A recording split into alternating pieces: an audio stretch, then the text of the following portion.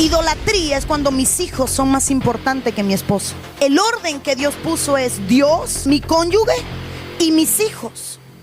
Y luego mis padres. Pero hoy en día perdemos un matrimonio por un hijo.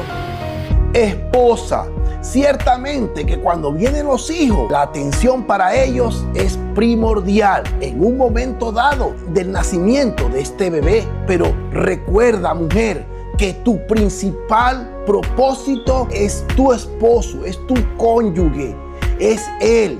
Luego entonces vienen los hijos y luego el resto de la familia. No puedes olvidar el orden en la familia, porque esto puede traer un caos y un desorden para tu vida. Atención, que Dios te lo dice en este tiempo. Dios te bendiga. Idolatría es cuando mis hijos son más importantes que mi esposo.